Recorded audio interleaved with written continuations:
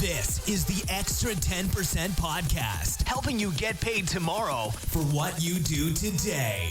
Invite John Holowaty and Mark Hudson to join you at the breakfast table, ride with you to work, or just randomly stumble across them in the afternoon. Let's get the extra 10% out of your day.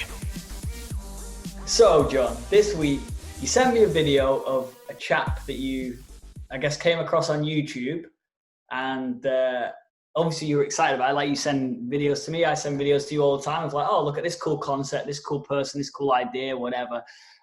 Nothing out of the regular, but you sent that video to me and you were like, you need to check this guy out. You know, some of the things he's talking about are really cool. And I was like, oh, that's literally the guy that has, I suppose, influenced my change in this last 2-3 months with regards to this aura ring, with regards to systemizing my life, you know, et cetera, et cetera. So it was kind of like weird in a way, wasn't it? Yeah, both kind of discovered him separately. And obviously we've been talking about these things. And then you kind of, yeah, like say, came across, I mean, yeah, would you want to intro the people? Yeah, well, I'd seen this guy before on YouTube popping around here and there. There's obviously, like, when you're on YouTube, I don't know, there's like the main, I would say that like there's the main 5 people that you continually always see, like Grant Cardone. Well, this is me anyway. Obviously you see more of what you click.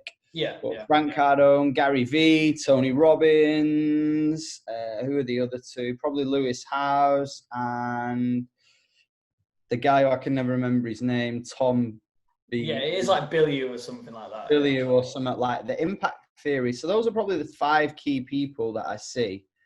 And then there's like a subgroup under there of like other people that YouTube throws at me now and then, like Robin Sharma, Robert Kiyosaki, and then this guy and another guy. And I just clicked this guy. I don't know why. I've never really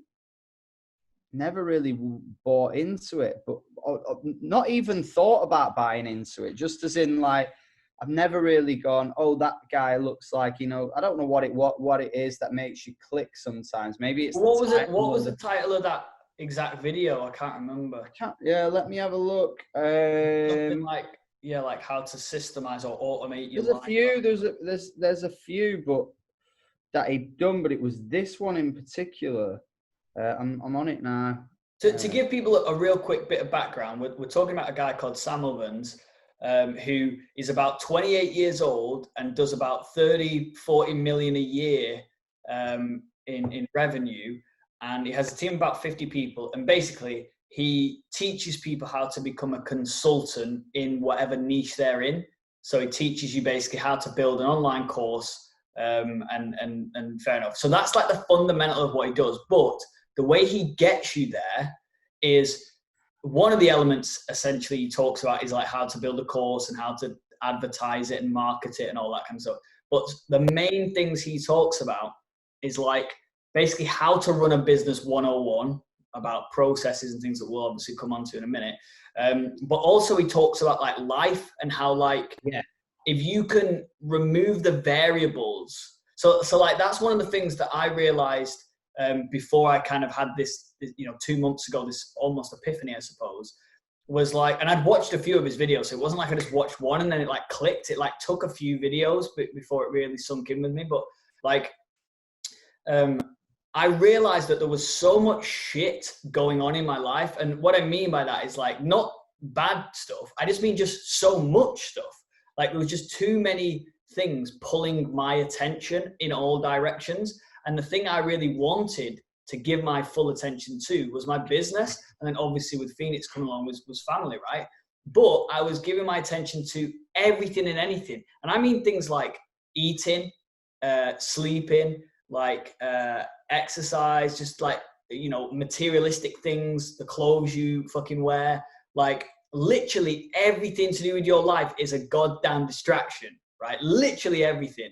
And so what he kind of talks about is in essence is, if you can get rid of all these variables, for example, you don't have to worry about food again because somebody else cooks it. You don't have to worry about your clothes again because you wear the same clothes every day, essentially, and somebody cleans them and puts them back on your shelf. You don't have to worry about how your day is laid out because your calendar is locked in and you do the same things every morning, the same things every evening, the same things at the weekend. And what I mean by the same things is that like it's allotted time. So it's like between 9 a.m., let's say, and 5 p.m. Monday to Friday. That's just business. So you don't pick the phone up to friends. You don't talk to, it's just like boom in that allotted time. And then you have maybe allocated time where you do WhatsApp your friends and do that. And that's maybe 6 till 7. But like every day is just about regimenting things so that you take out these variables. You take out the fact that I haven't woken up and felt any different for the last 2 months. And what I mean by that is I am at the same peak level every single day because I'm going to sleep at the same time. I'm waking up at the same time. I'm eating healthy foods. Like, so my body is just like, it's become almost like a machine, I suppose, where you're taking out all the stuff that can slow you down. 100%. And we've been chatting about this. It's weird because we've been chatting about this stuff for the past few weeks, and it's all the same stuff, right? Like all the personal development stuff is all in like one massive big pot of curry or stew. Right. Yeah. And it's like it's all taken out. But the video was how to grow your business by doing less. Right. Like that's a concept that I love, right? Yeah. Like how to grow your business by doing more of what you love and less of what you hate would probably be a better title for me. That's my ideal goal. So that's why I was really drawn to the 4-hour work week years ago. That kind of title resonates with me. But just to give you put an example into what you're just talking about there. So by not going shopping, you're never going to get, I got stuck in traffic for 20 minutes. So that meant that I couldn't finish the email, which meant that I missed out on the sale, right? By not going shopping and getting to the supermarket and they've not got what you've got, so now you've got to go to another fucking supermarket. You've not turned a 20-minute job into an hour and a half long job, which means you get stressed out, cortisol level, your production line slows down, so people don't get their products on time. You're disappointing customers. These all seem like really, really little things that he helps you realize that you can take away. But actually the ripple effects of that stuff is mind-blowing. And it just kind of woke me up to the stuff that we already knew. I think we always need to be reminded. But Napoleon Hill talks about it in Outwitting the Devil, drifting. So many people just drift through life. And one thing that lockdown has taught me has been shut out these distractions, and you can become so much more productive with your time. And people have said that to me in my business. They're like, wow, I didn't realize how much time I was wasting getting my nails done, going to the salon, going to the supermarket, nipping out, doing errands and little things like that. There's things that you have to do to exist, right? So like you have to eat food, but if you've got to think about, Elon Musk talks like this all the time, is you've got to think about things in first principles. So in essence, nobody needs to eat food. We need the nutrients from the food, right? So if there was something right now that was just like an IV, which I think somewhat exists, but on a mass scale where you never had to eat again, that is actually that's the ultimate outcome, is because, and then it's like, okay, well, if you take a step back from that of like, all right, well, we do have to eat. Well, it's like, it's where we're at right now, like in society, is for you to eat that fucking steak or whatever it is meal that you've made. There's like 1,000 steps that, like, you don't just eat the steak. You don't just think I need to eat and then you eat. That doesn't happen. You've got to go buy the shit. You've got to go cook it. You've got to think what is going to go with it. You got to buy plates. You've got to fucking have knives and forks. You got to have a table to sit at. There's so many layers, but actually you just want the fucking nutrients done. Like, that's it. That's what you want. And so it's like, if you add all that time up, people think, yeah, but you've got to eat. Well, do you? No, you don't. You just need the nutrients. And it's like, well, you've got to have a table because where do you sit? Well, do you? Like, and it's just all these fucking layers of like, we've just convinced ourselves that all this shit, all this noise that we actually need, and we don't. If you cut that out, then the only thing you think about is the end goal, and you have so much more time to go, where do I actually want to spend my time? Is it with my family? You know, for me, like seeing little Phoenix grow up. Is it in the office building something I care about? Yeah. So I don't, like, the perfect example of what you're saying there is I don't run errands. I don't do these things. It's like there are ways of automating this stuff that you have to like put together once, you know, like a schedule of what can be automated and what can't be. and then you never fucking touch it again. So you spend a few hours up front setting these things up. Like for me, like with the meal plan stuff, like I have meals delivered. I don't think about eating. I just go to the fridge, pull it out, put it in the microwave, eat it. It's all healthy. I know that I'm eating the right things. I let someone else worry about that, right?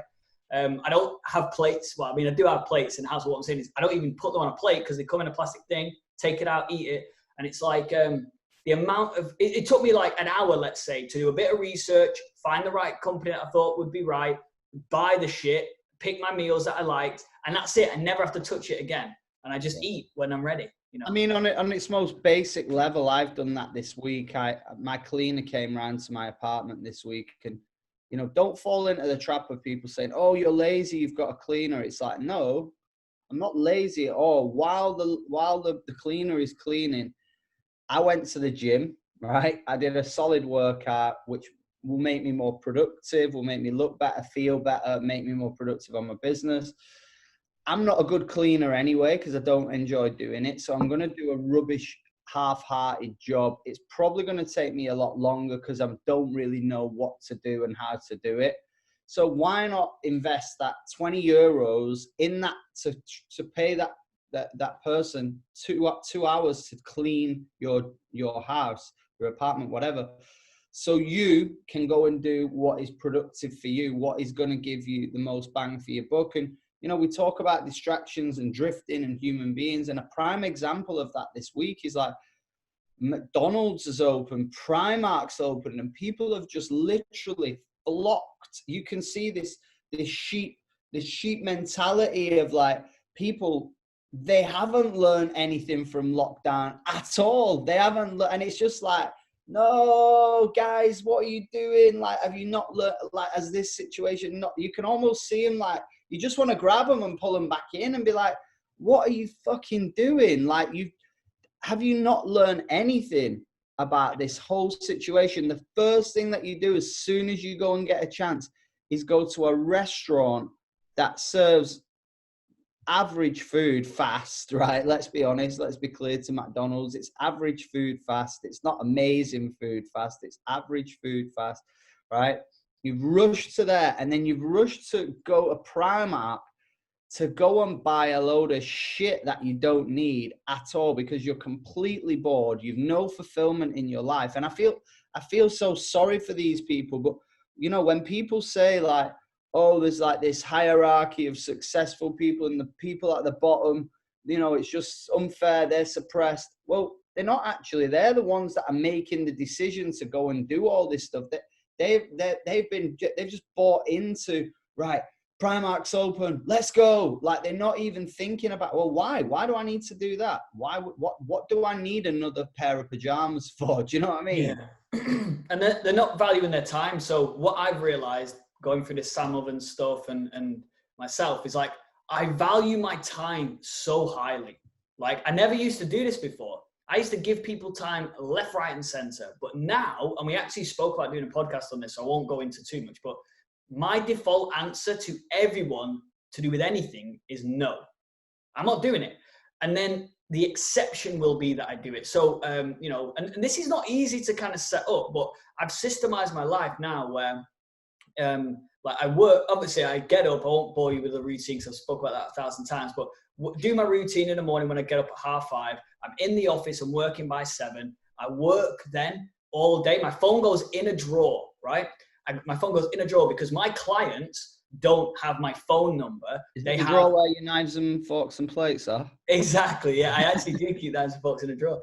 But I put my phone in the drawer, and the only way that clients know how to contact us is through the office phone or email, our support tickets, stuff like that, right? So I don't need my phone because in those hours, I'm not looking to anything. Now, the beauty is obviously in an emergency situation, because that's what all soft people go, well, you might need your phone because what about in an emergency? Because they're always thinking like that, like as in, well, how many fucking emergencies have you had in the last 5 years that you've 100% fucking none, right? So don't give me that shit. But I'm like mad about this. I don't know why. I'm like passionate about it. It's but it's like, what about an emergency? Yeah, all right. I've got a MacBook Pro. If it rings on my phone, it rings on my laptop as well. Done. There's my emergency. People can get hold of me, but I'm saying that it's it's so hard for me to get distracted. So if a WhatsApp comes through, an iMessage, any of that sort of stuff, I don't see it. And I see that at 6 p.m. in the evening when I finish for the day, or 6:30. Also, what can you do in an emergency anyway? Like, you're not. Hey, look, here's the thing. There might be a time. Yeah. But look, if it is an emergency, no one's going to text and go, I'm in an emergency, unless they've been kidnapped. And I don't know anyone who's ever been kidnapped before. So, like, I'm just vouching that's never going to happen. But, like, another type of emergency, you pick the phone up, you ring, all right, it's going to ring my laptop and I'll answer the phone. So I hate it when people are like, think about the extreme exception. In fact, Jim Rohn talks about this all the time, is people are so focused on what could go wrong that, like, they don't focus on what could go right with doing it. Anyway, I won't go into that. Anyway, so then I come home, and between 7 p.m. and 9 p.m., okay, so I check my phone really quick to answer messages to maybe friends or family or whatever. And in between 7 and 9 p.m., I do nothing because I eat at like 4 p.m. So I don't even eat in this period of time. And me, Lauren, and Phoenix, we just have family time together where I'm physically looking her in the eyes, physically looking Phoenix in the eyes, and I'm present, right? Which I never was before. So if somebody asks me to do something in the week, right, in the evening, the default answer is no. Because what I value more than their time is my time with my family. So the default answer is just no, it's not happening. Unless, like I say, it's the exception. If I got a call from someone like Elon Musk or Jeff Bezos or whatever, like, oh, I want to talk to you about it, I'd be like, okay, cool, exception. Let's go do that. But 99% of the people on this planet are not having my time between 7 p.m. and 9 because that's just the way it goes. And then on a Sunday, it's the same scenario.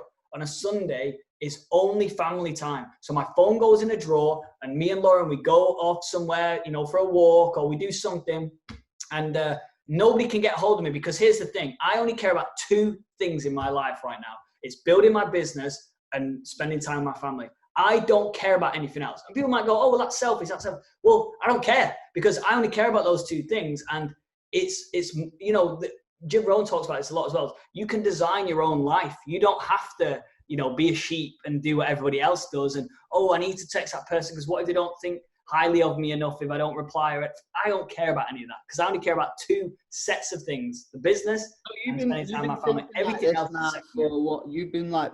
You put these processes in place for what, about a month?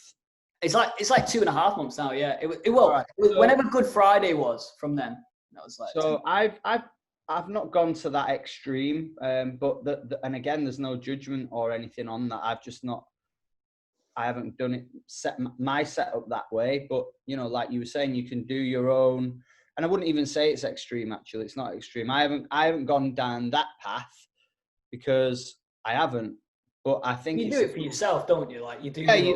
You're like you just said, you can design your own life the way you want to do it. But I have put in structures where I've gone, I'm not going on my phone at this time. I'm doing this at this time. Maybe it's because I'm stuck out here on my own at the minute. So my structure will change as I get back into whatever the new normal will be. And I'm definitely going to adopt that principle of phone is off on a Sunday. All these little things, I've got to probably sit there and give it some time to build that in.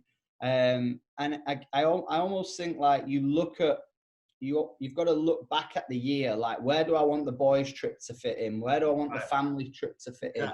What do I want my Christmas to look like? Do I want to spend 3 weeks in the UK in December, or do I just want to fly home for the Christmas week, which is the best week? You know what I mean? Like you said, we've got total choices to design our own life. I remember one of my mentors saying, it was always his dream to have two houses, one in the sunshine, one in the UK, because he designed his life that way, and that's how he wanted to live. He wanted to get out of the winter UK and get into the nice weather. And that's what I looked at that and I thought, well, he can do it, I can do it. And that's what I'm doing at the minute. But I just wanted to ask you, because I've implemented a lot of these strategies. Like I said, not as much as that, but a good fair few. I'd say probably 60%.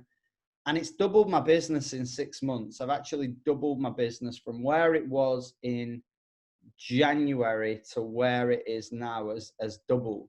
So on the 1st of January to now, the 1st of June, doubled. So I know now that all these things have worked. Now, you've done it for a little bit less with your thing, but there's going to be elements that you'll see instant results. Like we say, you don't plant a seed and then see the flower the next day. Yeah. But there'll be some things that you're like, yeah, there's little shoots now in this little process. There's little shoots coming out of the ground here. There's little things there. So I guess with mine, like I noticed as a body transformation kind of thing, first week, I started to lose my hamster cheeks a little bit. My bloating went down on my face. And then after that, it went down less. 2 weeks, people started saying, oh, I can see that you can tell that you're living a bit of a healthier lifestyle. And then more weight started to come off. Then clothes started to feel looser. It didn't happen overnight. It was this process. That's just the weight loss journey, because I think it's the most visual. Health journeys are really a visual thing if it's in terms of body transformation. But in terms of business, you can't map it out as much. But I've been doing a Facebook Live every week since March, I think it was, at 9 p.m. is it 9 or 9:30? 9 p.m. every Sunday night, I go live. And I've started to notice the viewers going up now, right? The first one was like it was a load of viewers because it was new. It was like, yeah, I'm back on Facebook Live, blah, blah, blah. And then it you have this peak, then it dips, then it plateaus. And it was about 80 regular viewers every single week at the time. And then obviously there's fluctuations with what the topic is. Obviously, if it's topic that relates to more people, you get more hits. But now I'm getting 150 people. Last week, the topic wasn't that like clickbaity kind of thing. It was just an average topic, I guess, but it still had 150 people. So this is what I've noticed 6 months in, just on a couple of things that I guess I can measure. What are you noticing? Just maybe give us 2 examples. Yeah. So the first was that I've essentially like torn the business up and started again, which I never would have thought. Like when you invest like 3 years of your life into something, it's very hard to then look at it and go, this isn't right. Like you sort of keep plodding along because you think, well, I've put this much energy in. Whereas with all this newfound energy, if you will, that I've had, I've gone, no, do you know what? If I want to build an extraordinary company, I have to do these extraordinary things now.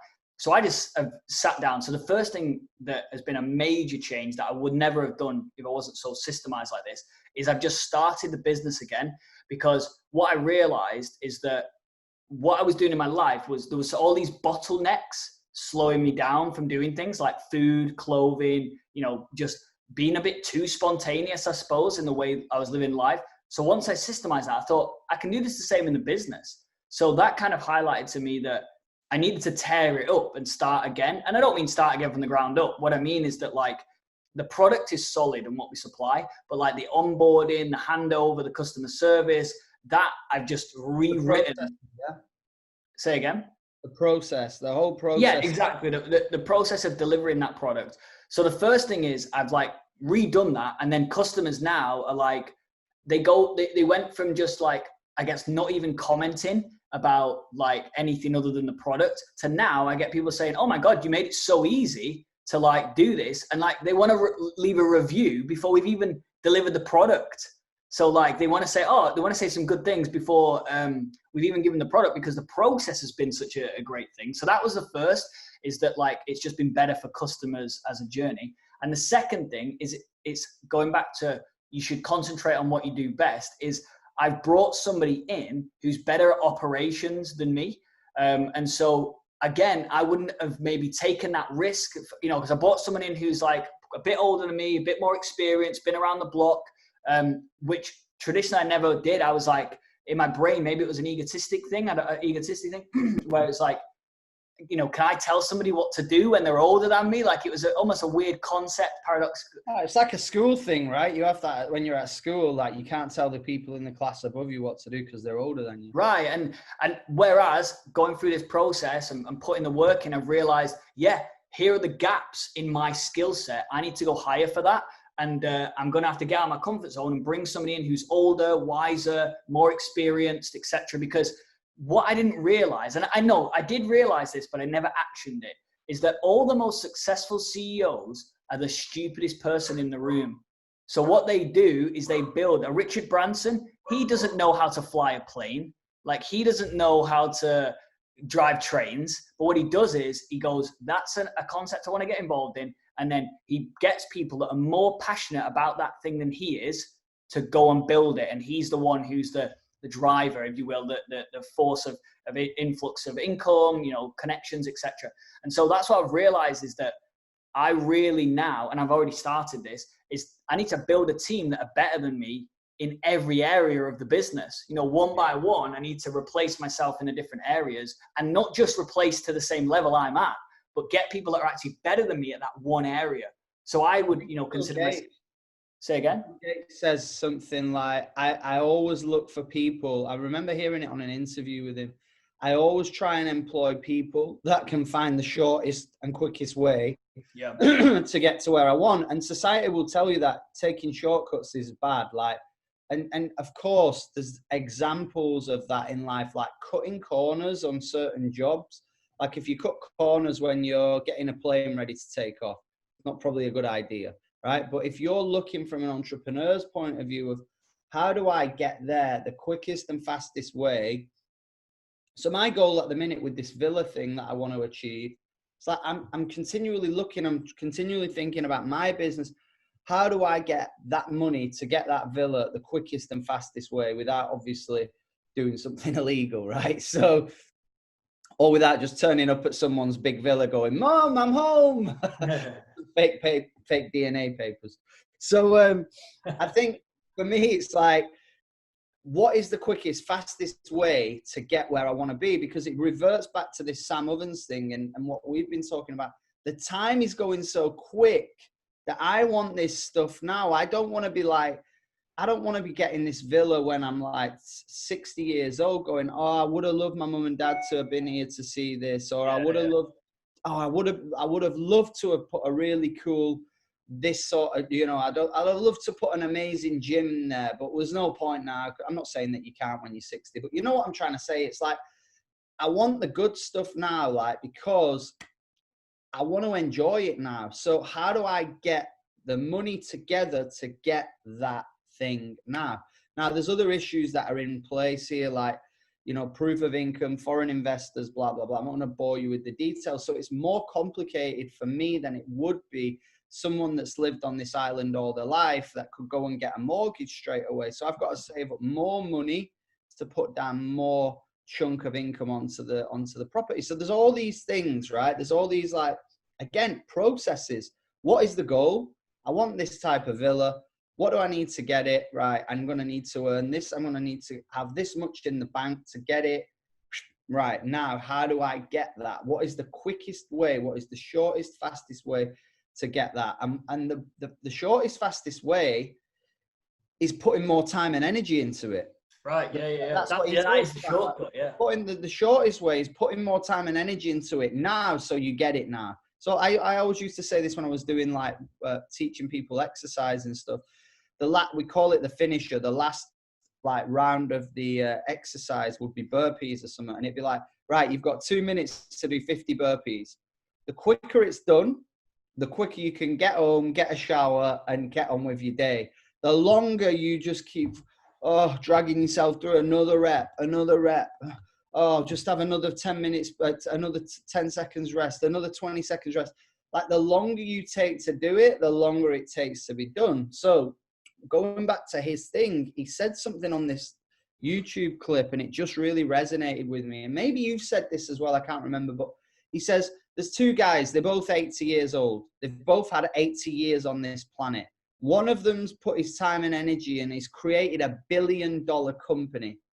The other one's done absolutely next to nothing with his life. He's just flitted his time and energy away. They both had the same amount of energy, the same amount of time. They're both 80 years old. One person, and this is just an example, one person has gone on to create $1 billion business. The other person has literally nothing to show in the bank for his time on planet Earth. Now, forget money. I'm not using it as money because when you're dead, none of it matters anyway. But his achievements in life. Now, you could look at that and go, let's flip it. Let's take money out of the situation. This guy's 80 years old. He surfed every single beach in Australia. He's one of the world's best surfers. He's won 10 medals and this, that, and the other. He's put his time and energy into surfing. This guy has done absolutely nothing. He's never been to a beach. He's never got in the water, blah, blah, blah. So they've both got the same amount of time and energy. We all have, but where we put our time and energy is going to determine the achievements and the life experience that we have. And it's all down to you whether you want to do that stuff. But one thing that he goes into is, and we touched on it last week with the units of energy, if you're spreading yourself so thin, you will never get where you want to be. You need to just pick your thing, like pick the thing that it's, and I remember doing this. I remember, like, this is why I'm kind of passionate about it. I remember looking at what I was doing when I was broke, going, I've got a personal training studio. I'm running boot camps. That's generating me this amount of money. Let's say £2,000 a month. I've got my network marketing business, which is generating me £200 a month. I'm doing a little bit of football gambling, which I'm absolutely terrible at. That's generating me nothing because I keep losing money. All right. I've looked at a couple of videos on YouTube about the stock market, and it's just a minefield, right? So those are my 5 horses that I've got in the race. These 2 are earning me the most money at the minute. Which one's got the most potential to change my life? It's the middle one. It's the network marketing business model.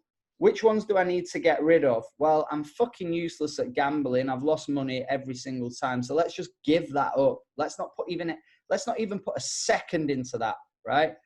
The stocks and shares thing, it doesn't interest me at all. I was just being lazy, looking for a quick way to do nothing and make more money.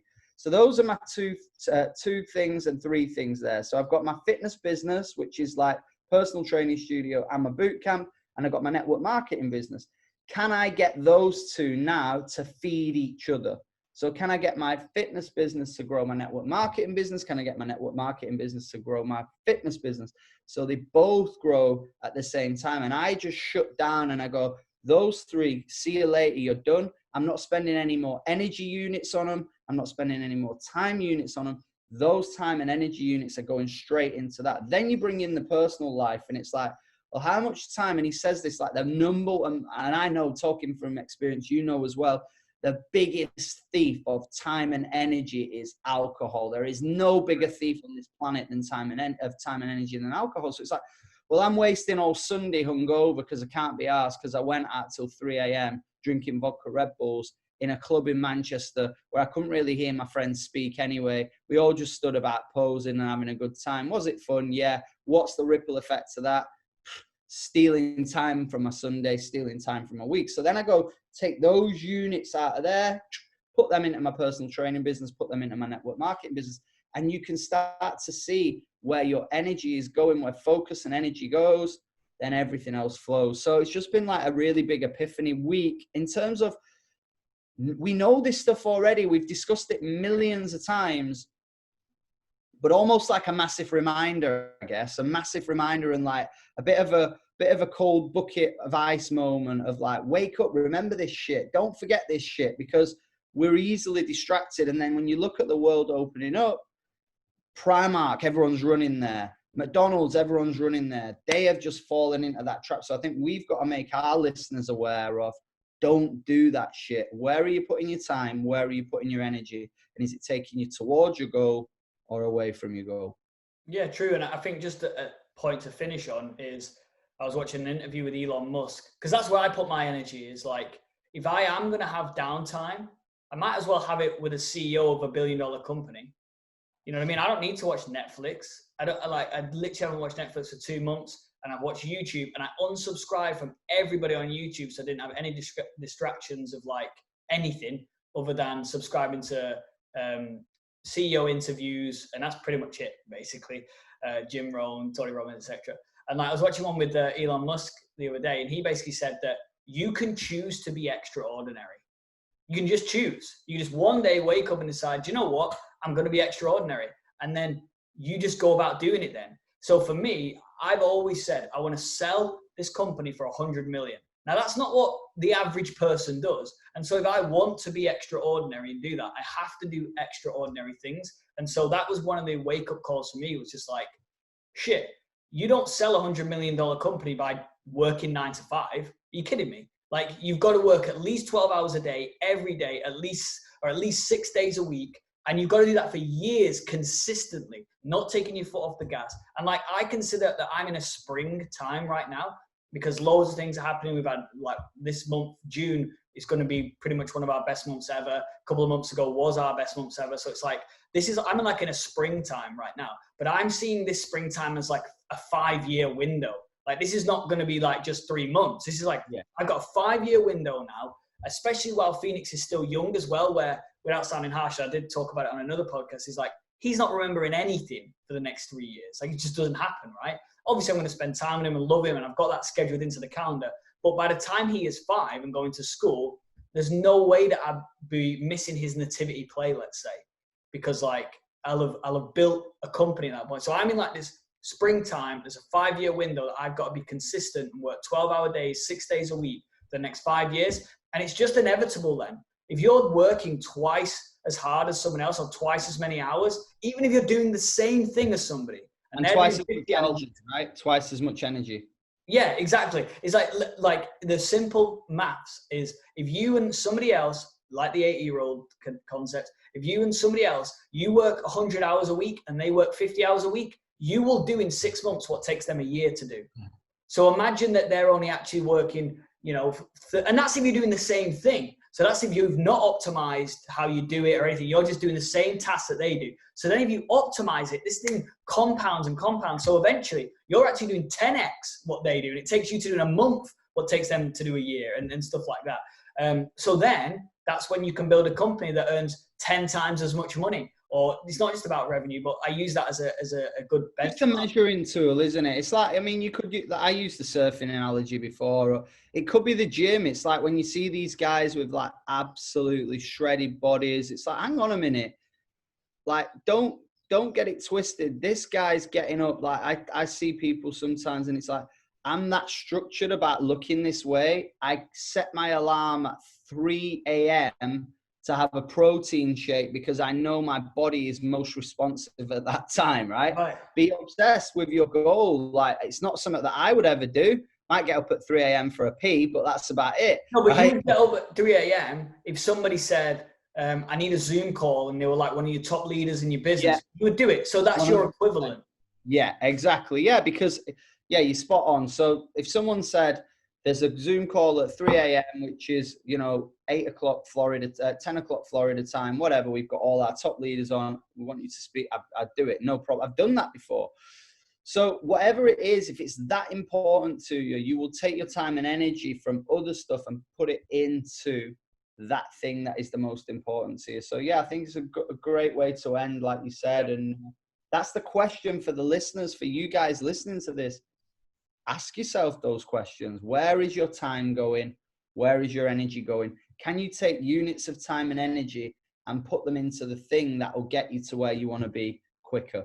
Yeah, and the final quote that I've said it time and time again is, you can either sacrifice things for the things you want, or the thing you want will end up being a sacrifice. That's it. Peace out. The Extra 10% Podcast. Remember to like the John and Mark Facebook page on Facebook, or visit johnandmark.co.uk for exclusive updates and content. Why not share this podcast with a friend and help them get paid tomorrow for what they do today?